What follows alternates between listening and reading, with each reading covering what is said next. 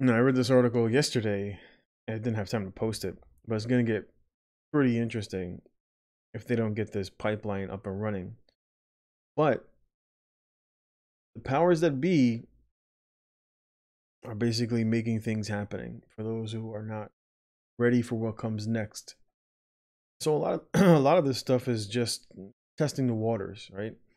When you're kind of setting up a new system, you kind of want to work out the kinks, give things a little bit of a test drive before you go ahead and go pedal to the metal.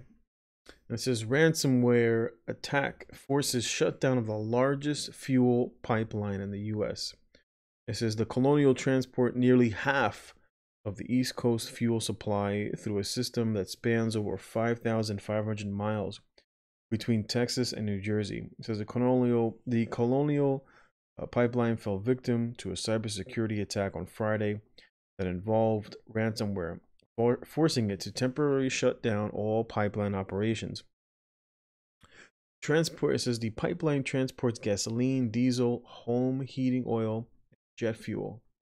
It also supplies the military. Colonial said that it had contracted law enforcement, it had contacted law enforcement and other federal agencies and is working to restore the service. And of course, El Presidente Select was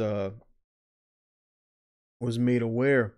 And so this is a huge deal. I can just imagine what's going to happen on Monday when the stock market opens up and realizes that we got a new supply chain shortage between half of the country. You get the whole from as far as Texas all the way to the East Coast, that this pipeline was hacked and they had to basically shut it down.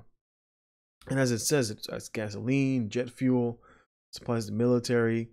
And as soon as I heard this, I thought food.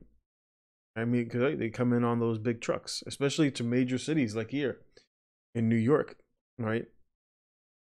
Things are going to get pretty interesting. And if you're not ready, better get ready.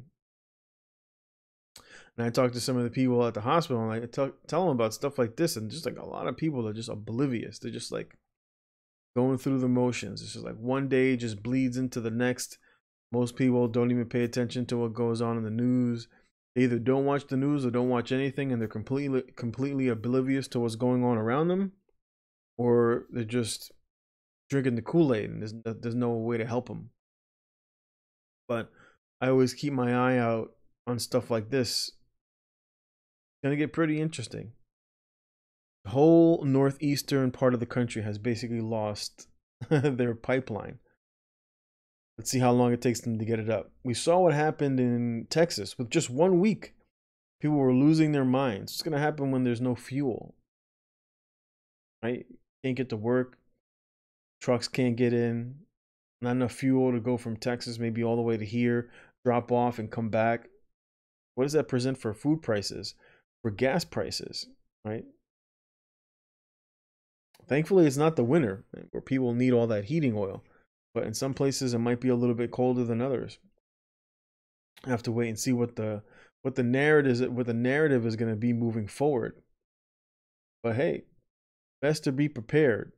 Best to be prepared.